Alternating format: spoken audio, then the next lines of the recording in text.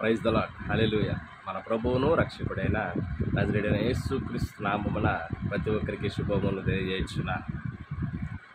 వాక్యంతో నేను అనేటువంటి ఈ యొక్క కార్యక్రమంలో 7వ రోజు మనలను ఇటు రీతిగా సమావేశపరిచినటువంటి ఆ దేవాది దేవునికి లెక్కలేని వందనములు స్తోత్రములు తెలియజేయుచున్నా.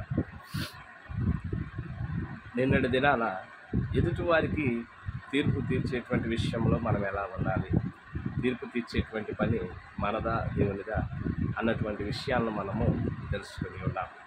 మరి ఈరోజు వాక్య ధ్యానంలో భాగముగా రోమీయులకు రాసిన పత్రిక 2వ అధ్యాయము 5వ వచనం నుంచి 10వ వచనం వరకు మనం ధ్యానం చేసుకుందాం.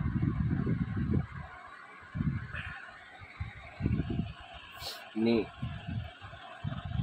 6వ వచనం, ఆయన ప్రతివానికి వాని క్రియల చొప్పున ప్రతిఫలమిచ్చును.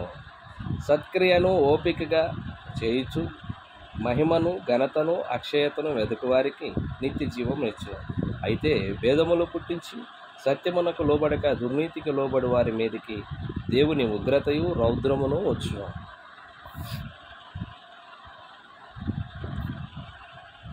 దుష్కార్యము చేయు ప్రతి మనుషుని ఆత్మకు మొదట యూదునికి గ్రీసు దేశస్థునికి కూడా శ్రమయు వేదనయు కలుగును.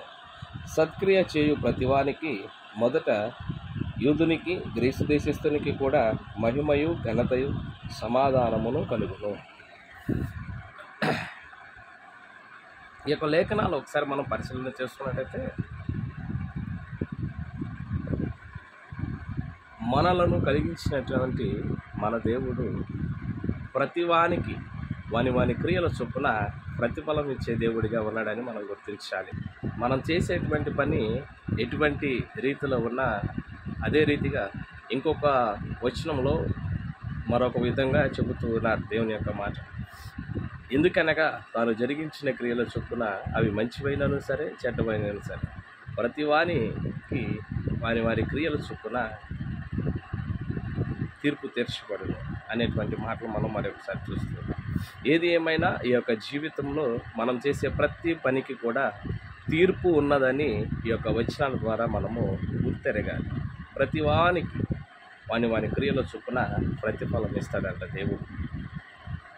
ఈరోజు మనం చేసేటువంటి పనులు ఒకసారి జ్ఞాపకం చేసుకున్నాం. ఎటువంటి క్రియలు మనం చేస్తూ ఉన్నాం, ఏదేమైనా ఒకరోజు మనం తీర్పులో నిలబడవలసి ఉన్నదని మనము గుర్తెరగాలి. మరి ఇటువంటి సమయంలో సత్క్రియను ఓపికగా చేయొచ్చు మహిమను ఘనతను అక్షయతను వెతుకు వారికి నిత్య జీవం ఇస్తాను అని చెప్తున్నాడు. అంటే చేసేటువంటి పని మేలైనటువంటి పని మనము ఓర్పుతో చేసినట్టయితే దేవుడిచ్చే మహిమను గౌరవాన్ని అక్షయతను అనగా నశించని స్థితిని మనం పొందుకుంటాం. అంత మాత్రమే కాకుండా నిత్య జీవాన్ని కూడా దేవుడు వారికి ఇస్తానని చెబుతున్నాడు. మరి అదే విధముగా అయితే భేదములు పుట్టించి సత్యమునకు లోబడక దుర్నీతికి లోబడి వారి మీదకి దేవుని ఉగ్రతయు రౌద్రమును వచ్చును. దుష్కార్యము చేయు ప్రతి మనుషుని ఆత్మకు మొదట యూదునికి గ్రీసు దేశస్థునికి కూడా శ్రమయు ఘనతయు కలుగును. చూడండి ఎంత చక్కగా చెబుతున్నారు దేవుని యొక్క మాట మనకి.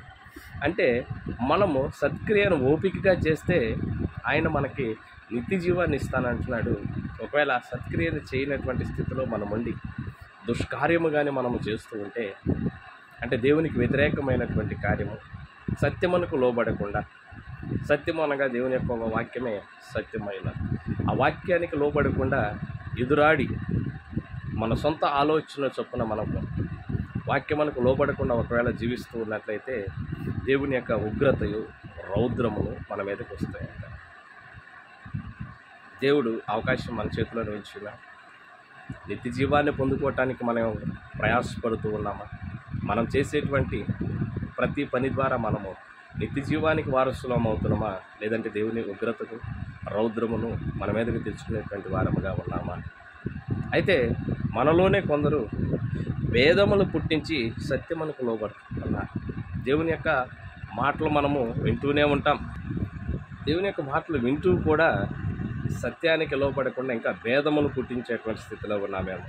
నిజంగానే ఈ జీవితంలో అనేక రకాలైనటువంటి వ్యక్తులు మనకు ఎదురుపడుతూ ఉంటారు. కొంతమంది మనతో బాగానే ఉంటారు, బాగానే ఉన్నట్టు ఉంటారు, కానీ అప్పటికప్పుడు ఏదో ఒక విషయంలో భేదాలు పుట్టిస్తారనమాట.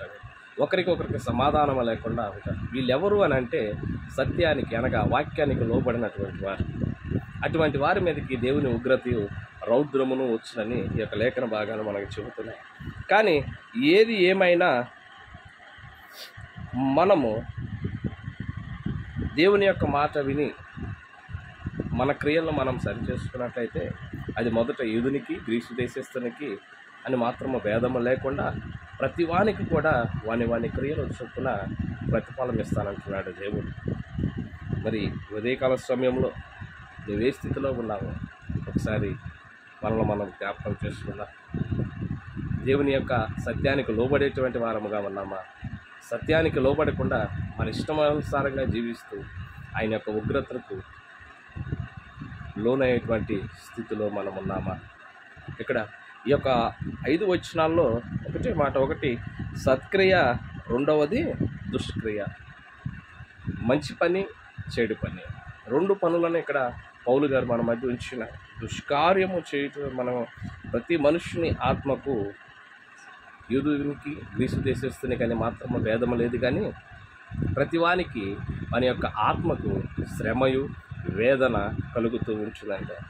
మరి ఎప్పుడైతే దేవుని యొక్క మాటలు మనం విని సత్క్రియ అంటే మేలైన దాన్ని ఓపికగా మనము ఓర్పుతో మనం చేస్తూ ఉంటామో దేవుడు మనకు మహిమను, ఘనతను, మరి అక్షయత వెతికి అటువంటి స్థితిలో మనం కానీ జీవించినట్లయితే నిత్య జీవాన్ని దేవుడు మనకిస్తాడు. నశించిన దానిని వెతికి రక్షించడానికి దేవుడు ఈ లోకములకు వచ్చి ఉన్నాడు. కాబట్టి ఆ సత్యాన్ని మనం గుర్తెరుగుదాం. ఇంకా దేవుని యొక్క వాక్యానికి లోబడకుండా ఒకవేళ మనం జీవిస్తున్నామేమో మన యొక్క క్రియలను మనము సరిచేసుకుందాం. ఈరోజు సజీవులుగా ఉన్నప్పుడే మన క్రియలను మనము వాక్యం ద్వారా సరిచేసుకుని దేవుని యొక్క ఉగ్రత నుంచి మనము విడుదల పొంది ఆయన ఇచ్చేటువంటి నిత్య జీవానికి మనము వారసులుగా ఉందాం. దేవుడి అట్టి కృప మనందరికీ దయచేయునుగాక. ఆమేన్.